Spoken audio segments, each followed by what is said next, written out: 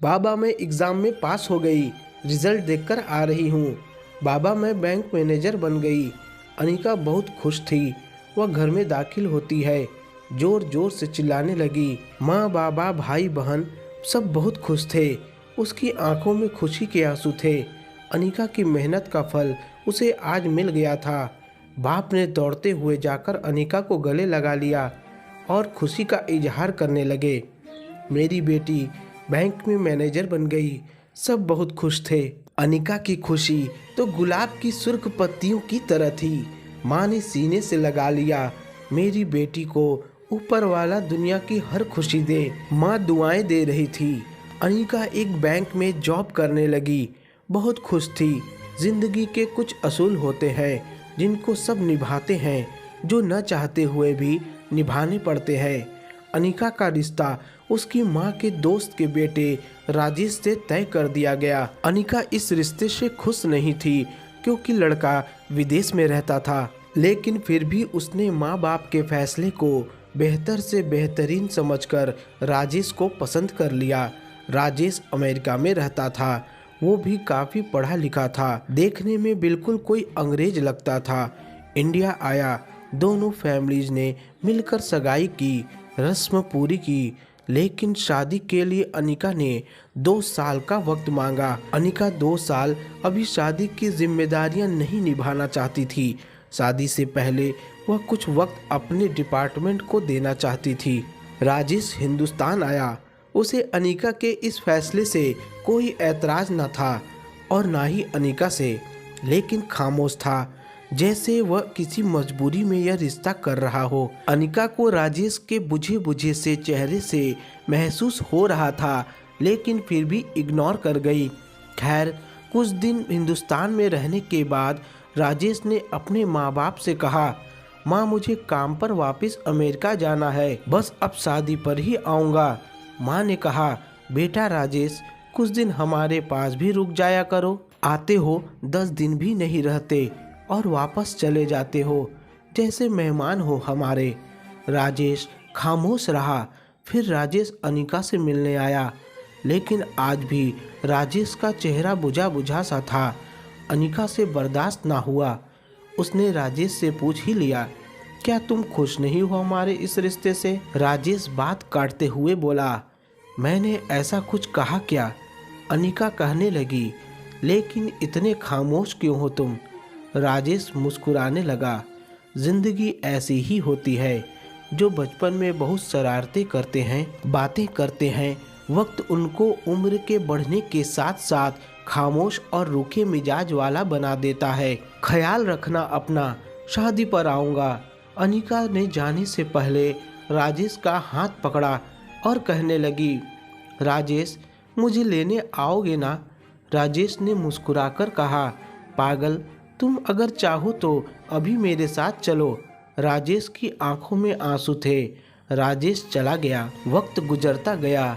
सगाई को 2 साल होने को थे। शादी की तैयारियां चल रही थी। सब बहुत खुश थे। राजेश अभी कुछ दिन बाद हिंदुस्तान आने वाला था। अनिका बेचैन थी राजेश को देखने के लिए। एक रात अनिका घर लौट रही थी। उसकी कार एक ट्रक से टकरा गई। बहुत बड़ा एक्सीडेंट हुआ था। ट्रक वाला कुचलकर भाग गया। वह 2 घंटे सड़क पर पड़ी रही। लोगों को पता चला तो उसे अस्पताल ले गए। अनिका के दिमाग में गहरी चोट लगी थी। अनिका के घर बताया गया। सब आ गए। सब रो रहे थे, दुआएं मांग रहे थे। ये क्या हो गया? अनिका कुछ दिन बाद दुल्हन बनने वाली थी, लेकिन आज हॉस्पिटल में दुनिया से बेखबर पड़ी हुई है। लबों पर दुआएं थीं, आंखों में आंसू थे। राजेश भी आ चुका था। डॉक्टर ने बताया, बात सीधी सी है, ऑपरेशन के दौरान या तो उसकी जान जा सकती है या याददाश्त। सब रो रहे थे। अनिका बेबस पड़ी हुई थी। ऑपरेशन किया गया। सब कुछ बदल गया। सब कुछ वीरान हो गया। दुनिया अंधेरे में बदल गई। डॉक्टर ने सॉरी कहते हुए ये कयामत गिरा दी। डॉक्टर ने कहा, सॉरी, हमने उसको बचा तो लिया है, लेकिन उसकी याददाश्त जा चुकी है। वह बिल्कुल पागल बच्चे की तरह रिएक्ट करेगी। राजेश खामोश खड़ा था, जैसे उसको कोई फर्क ही नहीं पड़ रहा हो। सब रो रहे थे। अनिका को 2 दिन बाद होश आया। वह बिल्कुल बदल चुकी थी। राजेश सामने खड़ा था। वह खामोश सब कुछ देख रही थी। राजेश वापस घर चला गया। माँ ने कहा, बेटा अनिका को छोड़ दो और वापस अपने काम पर अमेरिका चले जाओ। राजेश ने अपनी माँ की तरफ देखा और मुस्कुराने लगा। माँ ने कहा, सुन रहे हो ना बेटा, अभी शादी नहीं हुई, तुम वापस चले जाओ। राजेश बोला, अच्छा मजाक है। पहले तो जबरदस्ती अपनी मर्जी से इस रिश्ते में बांधने की कोशिश करती हो और फिर कहती हो कि छोड़ दो। माँ ने फिर गुस्से से कहा, बेटा अभी यह सब बातें छोड़ो और चुपचाप वापस चले जाओ। मैं तुम्हारी ज़िंदगी बर्बाद नहीं होने दूंगी। राजेश ने कहा, माँ सब रिश्ते अपनी जगह हैं और आप मेरी माँ हैं, आपको भी इनकार नहीं कर सकता। लेकिन जो अस्पताल में अपनी सांसों से अनजान पड़ी है वह मेरी होने वाली बीवी है, उसको भी नहीं छोड़ सकता। मैं तुमको ऐसा नहीं करने दूंगा। माँ अनिका ठीक थी तो आप उसको चूमती थी और आज वह बेहाल है तो उसको दुत्कार रही हो। इतना कहकर राजेश वहाँ से चला गया। राजेश अनिका के घर गया। सब खामोश बैठे थे। राजेश अनिका के पास गया, आवाज़ दी, अनिका। अनिका डरते हुए बोली, गंदे हैं, सब मुझे इतनी कड़वी कड़वी चीज़ें खिलाते हैं। राजेश की आंखों से आंसू आ गए। सब रोने लग गए। राजेश ने मुस्कुराते हुए कहा, छोड़ो इन गंदे लोगों को और मेरे साथ चलो, मैं तुमको तुम्हारी पसंद की चीज़ें लाकर देता हूँ। राजेश ने सबसे कहा, मैं अनिका को अपने साथ ले जाऊँगा। पहले सबने इनकार कर दिया, लेकिन फिर राजेश की जिद के आगे सब मान गए। राजेश अनिका को अपने साथ ले गया जहाँ वह काम करता था। वहाँ डॉक्टर से मशवरा किया, चेकअप करवाया। अनिका को हर दिन एक इंजेक्शन लगता था। एक दिन अनिका सो रही थी। लग ही नहीं रहा था कि अनिका पागल हो चुकी है। ऐसा लग रहा था कि अभी उठेगी और आवाज़ देगी राजेश को। राजेश पास जाकर बैठ गया, अनिका के सर पर हाथ रखा और माथा चूमा। अनिका ठीक हो जाओगी तुम। अनिका की आंखें खुल गई। उठते ही कहने लगी, तुम कहाँ चले जाते हो, मुझे इतना डर लगता है। वह अंकल है ना, वह सफ़ेद कपड़े वाले लोग, उन्होंने मुझे इतनी ज़ोर से इंजेक्शन लगाया था। राजेश ने कहा, जाओ पागल, छोटे से इंजेक्शन से डर गई तुम। अनिका ने मुंह बनाते हुए कहा, अच्छा अच्छा तो तुम लगवाना, अब की बार वह आएंगे तो तुम लगवाना।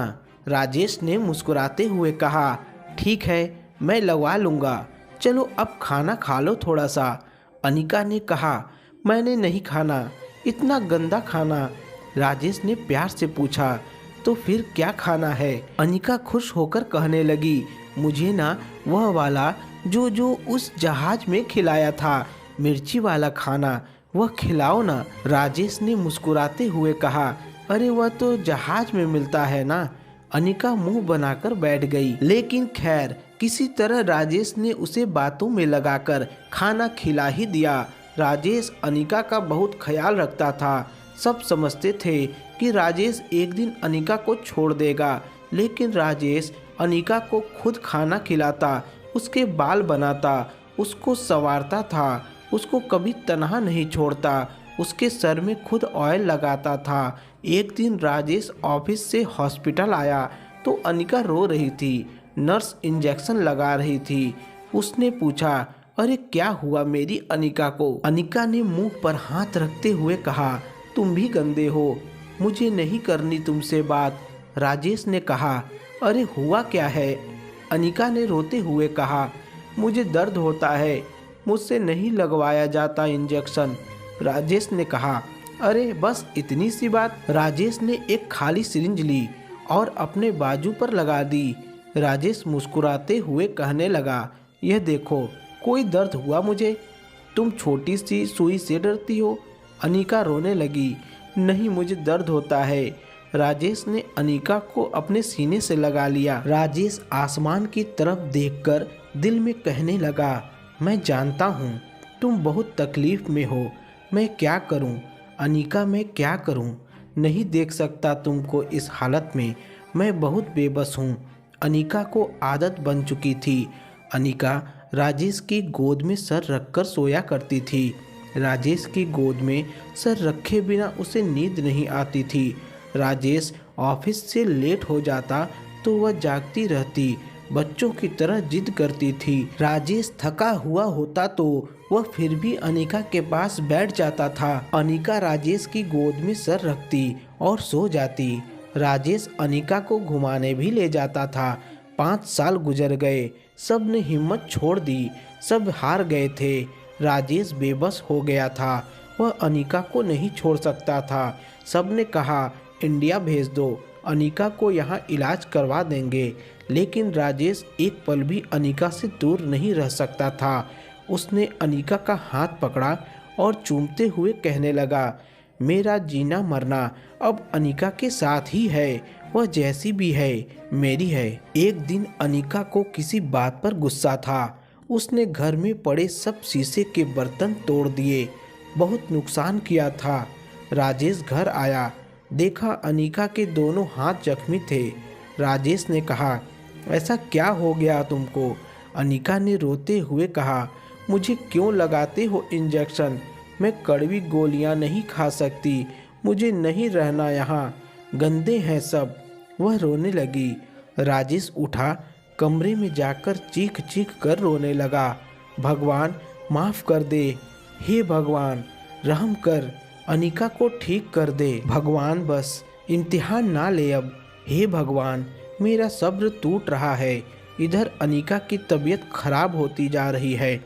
वह चीख चीख रो रही थी, उसका सर दर्द से फटा जा रहा था। राजेश उसे जल्दी से अस्पताल ले गया। डॉक्टर ने टेस्ट किया और कहा ऑपरेशन करना पड़ेगा, उसके दिमाग की नस डैमेज हो गई है। राजेश तन्हा परदेश में अनीका को ऑपरेशन थिएटर ले गया और बाहर बैठकर अनीका के साथ गुजरे पलों को याद करने लगा। जब वो बैंक में मैनेजर बन गई थी तो वो कितनी खुश थी। राजेश रो रहा था, हे भगवान कोई गुनाह हुआ हो तो माफ़ कर दे, अनीका को ठीक कर दे भगवान। खैर 1 घंटे के ऑपरेशन के बाद डॉक्टर बाहर आए, बहुत खुश थे, राजेश को मुबारकबाद देने लगे। हम हैरान हैं, कोई जादू समझें या कुछ और। उसकी जीन्स पूरी तरह डैमेज हो चुकी थी, लेकिन वह अब बिल्कुल ठीक काम कर रही है। 50% चांस है वह ठीक हो जाएगी। राजेश सारी रात अनीका के पास बैठा रहा, उसकी आंख लग गई। सुबह जब अनीका को होश आया, उसने देखा राजेश पास बैठा हुआ है। अनीका ने दीवार पर लगा कैलेंडर देखा, 2021। उसका सर चकराने लगा, कहाँ हूँ मैं? उसने राजेश से कहा। राजेश ने जब अनीका के मुंह से अपना नाम सुना तो उसकी आंखों में खुशी के आंसू बहने लगे। अनीका फिर से मेरा नाम लो ना। अनीका ने कहा, कहाँ हूँ मैं राजेश? राजेश ने कहा, आराम करो, सब बताऊंगा। अनीका खामोश हो गई। वक्त के साथ साथ अनीका बिल्कुल ठीक हो गई। अनीका ने राजेश का हाथ पकड़ा और रोते हुए कहने लगी, राजेश 5 साल तुमने मुझ पागल का बोझ उठाया, छोड़ जाते मुझे। राजेश यहाँ तो लोग बहुत बुरे हैं और तुमने 5 साल एक पागल को सीने से लगाए रखा। राजेश ने अनीका के माथे को चूमा और कहने लगा, हम सफ़र कभी छोड़कर नहीं जाते, कबूल करने के बाद छोड़कर जाने वाला हम सफ़र नहीं, सौदेबाज होता है मेरी जान। अनीका को सीने से लगा लिया। अनीका को कहने लगा, तुम्हें अच्छे वक्त में अपना बनाकर बुरे वक्त में छोड़ जाता, इतना बेगैरत नहीं हूँ मैं। अनीका ने आसमान की तरफ देखा और ऊपर वाले का धन्यवाद किया कि ईश्वर ने एक साथ निभाने वाला जीवन साथी दिया है। तो दोस्तों, ये थी हमारी आज की कहानी। आपका क्या कहना है इस कहानी के बारे में? कमेंट करके हमें ज़रूर बताइए। वीडियो को लाइक कर दीजिए और इस तरह की कहानी लगातार देखने के लिए चैनल को सब्सक्राइब करके घंटी को दबाकर ऑल पर सेट कर लीजिए, ताकि आने वाले वीडियो का नोटिफिकेशन आपके पास तुरंत पहुंचे। मैं मिलता हूं आपसे अगली वीडियो में, तब तक के लिए धन्यवाद।